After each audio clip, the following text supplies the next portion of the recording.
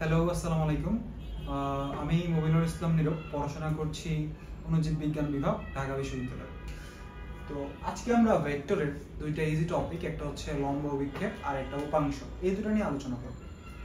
আচ্ছা দেখি, আমাদের প্রথম টপিক হচ্ছে ভেক্টরের লম্ব অভিক্ষেপ। ভেক্টরের লম্ব অভিক্ষেপ। লম্ব অভিক্ষেপ জিনিসটা কি? লম্ব অভিক্ষেপ জিনিসটা, সাপোজ তোমার ধরো এদিকে একটা ভেক্টর আছে আমার এ ভেক্টর, এদিকে একটা ভেক্টর আছে আমার বি ভেক্টর, আর ধরে নিলাম আমি এই দুইটা ভেক্টরের মধ্যবর্তী কোণ কি? মধ্যবর্তী কোণ থিটা। এখন লম্ব বিক্ষেপ জিনিসটা হচ্ছে, তুমি যদি একদম এক্স্যাক্টলি এই এ ভেক্টরের এখান থেকে, ধরো এখান থেকে তোমার একজন মানুষ দ্বারা এই বি ভেক্টর বরাবর একটা টর্চ লাইট দিছে, হ্যাঁ, তো টর্চ লাইটটা যদি ও দেয়, তাহলে এ ভেক্টরের দিকে ওই টর্চ লাইটের একটা ছায়া পড়বে না? যতটুকু আমার বি ভেক্টরটা, ততটুকু এতটুকু একটা ছায়া সৃষ্টি হবে বি ভেক্টরের জন্য। সো এই যে ছায়ার পরিমাণটা বা ছায়ার মানটা, ধরো ছায়ার মানটা হইতে পারে আমার লেট 8, হইতে পারে 9 মিটার, এরকম একটা দৈর্ঘ্য হবে বা ভ্যালু হবে। সো এই জিনিসটা কি বলা হয় হচ্ছে তোমার বেসিক্যালি লম্ব অভিক্ষেপ। সো এটা কেমনে নির্ণয় করা যায়? এখন দেখো, এই যে একটা ত্রিভুজ আমার ক্রিয়েট হইছে, আমি ত্রিভুজটাকে নাম দিই এম ও এন। সো এই যে ট্রায়াঙ্গেলটা এম ও এন ট্রায়াঙ্গেলটা, এই ট্রায়াঙ্গেলটা একটা রাইট অ্যাঙ্গেল ট্রায়াঙ্গেল, মানে সমকোণী ত্রিভুজ। সো এই জিনিসটা একটা সমকোণ, এই জিনিসটা একটা সমকোণ। সো এটা যদি সমকোণ হয়, এখানে আমি সমকোণী ত্রিভুজের sin থিটা cos থিটার অনুপাতের ফর্মুলাগুলো ইউজ করতে পারবো। সো যদি দেখো cos থিটার ফর্মুলা আমার লাগবে ON এর ভ্যালুটা, ON এর ভ্যালুটাই তো আমার লম্ব অভিক্ষেপ।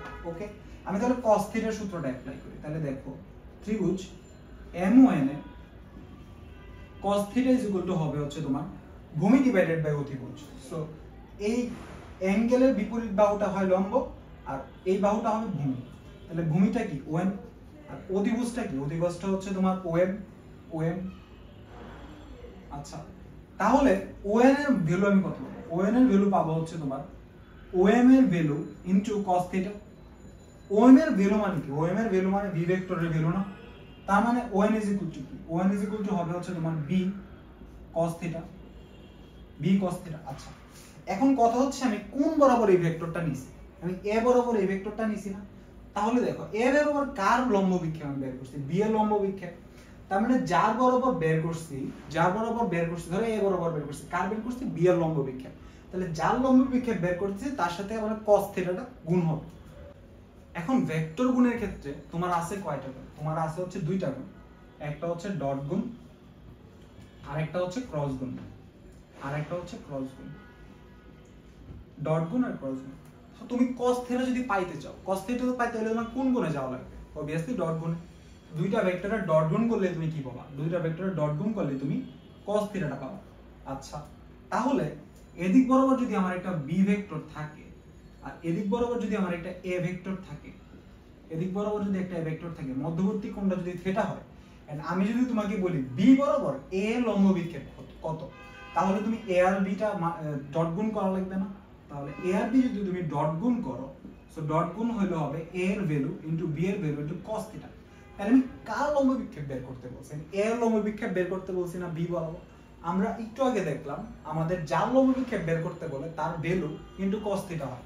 তাহলে যদি আমি a এর লম্ব বিক্ষেপ বের করতে বলছি, তোমার হবে a cos theta is equal to a dot b divided by হচ্ছে তোমার b, রাইট? এটা এই জিনিসটার মানে কি? এই জিনিসটার মানে হচ্ছে b বরাবর a এর লম্ব অভিক্ষেপ, b বরাবর a এর লম্ব অভিক্ষেপ। আচ্ছা, আর আমি যদি তোমাকে বলতাম a বরাবর b এর লম্ব বিক্ষেপ কত, তাহলে a বরাবর b এর লম্ব বিক্ষেপ হইতো b cos theta is equal to a dot b divided by a এর ভ্যালু, ডিভাইডেড বাই কি? a এর ভ্যালু। আচ্ছা, তাহলে এখন আমাদের দেখো লম্ব বিক্ষেপ, তুমি যদি a এর লম্ব বিক্ষেপটা বের করো b বরাবর, তুমি জাস্ট একটা ভ্যালু পাবা না? তাহলে কোনো কিছু যদি শুধুমাত্র একটা মান থাকে, হ্যাঁ, দিকটা নির্দিষ্ট না থাকে, ওই জিনিসটা কি হবে? স্কেলার রাশি হয় না? তাহলে আমাদের এই লম্ব বিক্ষেপ জিনিসটা কি হবে? লম্ব বিক্ষেপ জিনিসটা হবে একটা স্কেলার রাশি, জাস্ট একটা ভ্যালু থাকবে। লম্ব বিক্ষেপ হবে একটা স্কেলার। সো এখন আমরা লম্ব বিক্ষেপ রিলেটেড একটা প্রবলেম সলভ করব। আচ্ছা, তো আমরা একটা সিম্পল প্রবলেম নেব। প্রথমে বলছে যে a একটা ভেক্টর এ বরাবর বি এর লম্ব বিক্ষেপটা বের করতে বলছে। তাহলে আমার অ্যানসার যদি আমি এটা করতে চাই, তাহলে আমার এ ভেক্টরটা থাকবে এই বরাবর, এটা থাকবে এ ভেক্টর, এ বরাবর বের করতে বলছে, তার মানে বি ভেক্টরটা থাকবে এই বরাবর। এ বরাবর বি এর লম্ব বিক্ষেপটা কি হবে? বি এর লম্ব বিক্ষেপটা এখানে যদি তুমি লম্ব আঁকাও, এ এতটুকু ভ্যালুটাই হবে, এটা যদি আমি ও দিই আর এটা যদি এম দিই, ও এম এর ভ্যালুটাই হবে এ বরাবর বি এর লম্ব বিক্ষেপ। সো এটা যদি আমি করতে চাই তাহলে আমার ডট গুণ করা লাগবে এ ডট বি।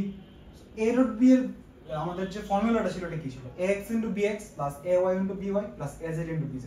সো এখানে ax এর ভ্যালু 3, ay এর ভ্যালু 2, তাহলে হবে 6 + 12 - 2। সো এটা হবে হচ্ছে তোমার 16। হ্যাঁ, এটা হবে 16 a ডট b। আর আমার কি লাগবে? আমার হচ্ছে দেখো a বরাবর b এর লম্ব বিক্ষেপ, তার মানে কি আমার বেসিক্যালি এই জিনিসটা b cos θ হবে না, b cos θ হবে না, তার মানে a এর ভ্যালুটা লাগবে। a এর ভ্যালুটা আমরা বের করি, a এর ভ্যালু হচ্ছে √9 + 16 + 4 মানে √29। তাহলে a বরাবর b এর লম্ব বিক্ষেপ কি হবে? b এর লম্ব বিক্ষেপ হবে a dot b = ab cos θ। আমার b cos θ এর ভ্যালুটাই তো বের করা লাগবে, তাহলে b cos θ = a dot b divided by a, তাহলে a ডট b হচ্ছে 16 ডিভাইডেড বাই a হচ্ছে √29। তো এটাই হচ্ছে আমার অ্যানসার। আচ্ছা, তো আমরা এখন দেখি উপাংশ। তো লম্ব বিক্ষেপটা আমি কি দেখছিলাম? স্কেলার রাশি। আর উপাংশটা কি হবে? উপাংশটা হবে ভেক্টর রাশি, ভেক্টর রাশি। আচ্ছা, তাহলে কোন একটা ভেক্টর রাশি কি থাকে? একটা মান থাকে আর একটা দিক থাকে। এখন এই উপাংশটার দিক কোন দিকে? উপাংশটার দিক কোন দিকে? আচ্ছা, ধরো তোমার এদিকে হচ্ছে a একটা ভেক্টর, এদিকে হচ্ছে a একটা ভেক্টর, আর এদিকে হচ্ছে ধরো b আরেকটা ভেক্টর। এই দুইটা ভেক্টরের মধ্যবর্তী কোণ ধরে নাও তুমি থিটা। তাহলে যদি আমি তোমাকে বলি b এর তুমি উপাংশটা বের করো, b এর উপাংশটা, উপাংশ মানে কি জানো? উপাংশ মানে হচ্ছে তুমি প্রথমে লম্ব বিক্ষেপটা বের করতে হবে। লম্ব বিক্ষেপটা বের করার পর তুমি যে ভেক্টরের লম্ব বিক্ষেপটা বের করতেছো এবং যার বরাবর বের করতেছো লম্ব বিক্ষেপটা, ওই বরাবর একটা একক ভেক্টর দিয়ে গুণ করতে হবে, একক ভেক্টর দিয়ে গুণ করতে হবে। আচ্ছা, এখন ধরো তোমার যদি একটা ভেক্টর এরকম হয়, একটা ভেক্টর a হয় ax i cap plus ay j cap plus az k cap। এই ভেক্টর বরাবর ক্রিয়াশীল একটা সমান্তরাল একক ভেক্টর কি হবে? সমান্তরাল একক ভেক্টর সবাই জানি আমরা, সবাই জানি a cap = হবে হচ্ছে ax i cap plus ay j cap plus az k cap। আর এখানে হবে হচ্ছে তোমার a ভেক্টরের ভ্যালুটা, a ভেক্টর ভ্যালুটা।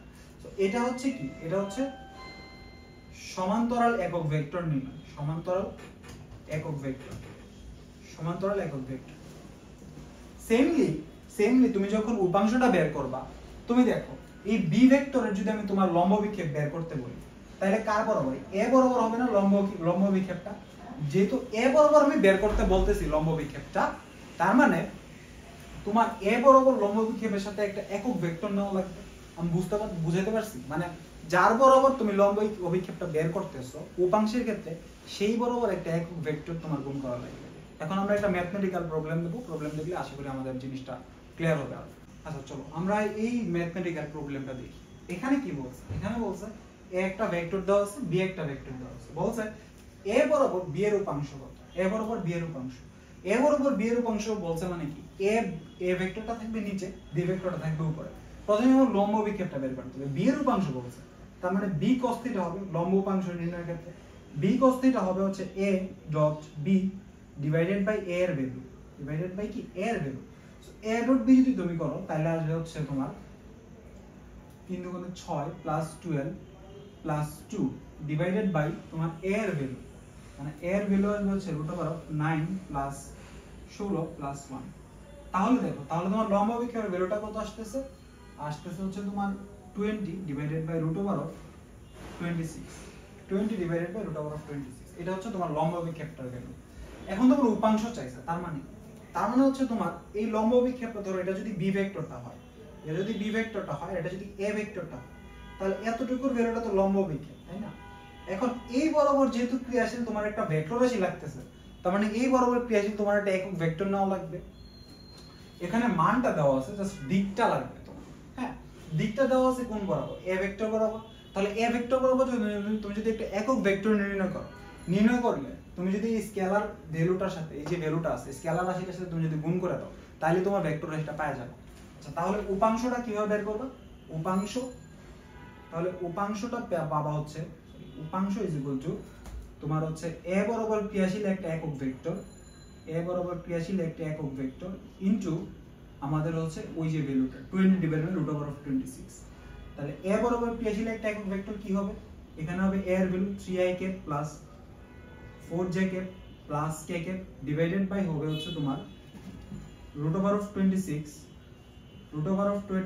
Into 20 divided by 26। সো এটা যদি কাটাকাটি করো তাহলে বেসিক্যালি আসবে তোমার 3i cap plus 4j cap plus k cap divided by 26 into 20।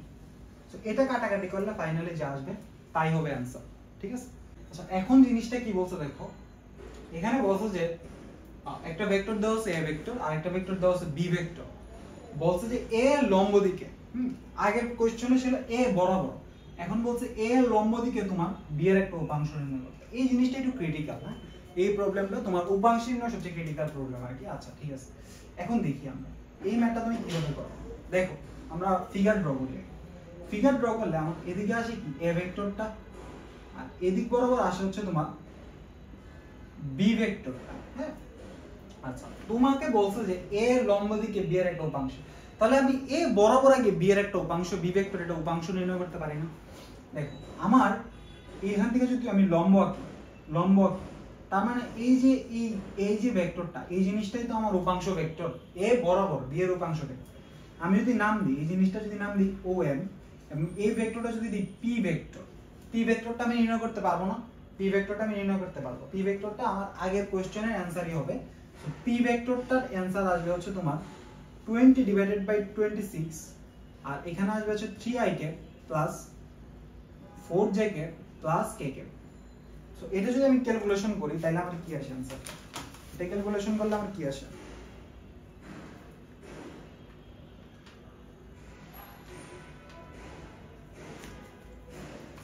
এটা ক্যালকুলেশন করলে তোমার আসবে হচ্ছে 30 divided by 13 i cap plus 40 divided by 13 j cap plus 10 divided by 13 k cap. So এই জিনিসটা আছে এই p ভেক্টরটা, হ্যাঁ। আচ্ছা দেখো আমাদের কোশ্চেনে এখানে চাইছে a এর লম্ব দিকে b এর উপাংশ। তুমি যদি a এর দিকে উপাংশ বের করো তোমার কাছে হবে না। তোমার কাছে চাইছে বেসিক্যালি এই লম্ব ভেক্টরটা। এই লম্ব ভেক্টরটা কিভাবে নির্ণয় করা যায়? তুমি যদি এই যে ত্রিভুজটা ক্রিয়েট হইছে এই পুরো ত্রিভুজটা, এই ত্রিভুজ OMN, ত্রিভুজ OMN এ ভেক্টর যোগের ত্রিভুজবিধি ফর্মুলা অ্যাপ্লাই করো, তাহলে কি আসবে? একই ক্রমে দুইটা ভেক্টরের যোগফল, এদের বিপরীত ক্রমে ভেক্টরটা হচ্ছে এই দুইটা ভেক্টরের লব্ধি নির্দেশ করে। তার মানে p plus q vector is equal two হবে তোমার b ভেক্টর। তোমার কাছে চাইছে কোন ভেক্টরটা? q ভেক্টরটা আমি লম্ব ভেক্টরটাকে ধরে নিয়েছি p ভেক্টর আর এটার দিকে উপাংশটাকে ধরে নিয়েছি p ভেক্টর। তাহলে q ভেক্টরটা কি হবে? q ভেক্টরটা হবে b vector minus p vector. আচ্ছা এই b ভেক্টরের ভ্যালু তুমি জানো না, এই যে 2i cap plus 3j cap plus 2k cap minus p এর যে এই টোটাল ভ্যালুটা জানো, এটা এখানে বসাবা। এখানে বসায় ক্যালকুলেশন করলে যা আসবে তাই হবে তোমার কাছে অ্যানসার। সো আশা করি তোমরা উপাংশ আর লম্ব বিক্ষেপ বুঝতে পারছো। সবাই ভালো থেকো, সুস্থ থেকো। আসসালামু আলাইকুম।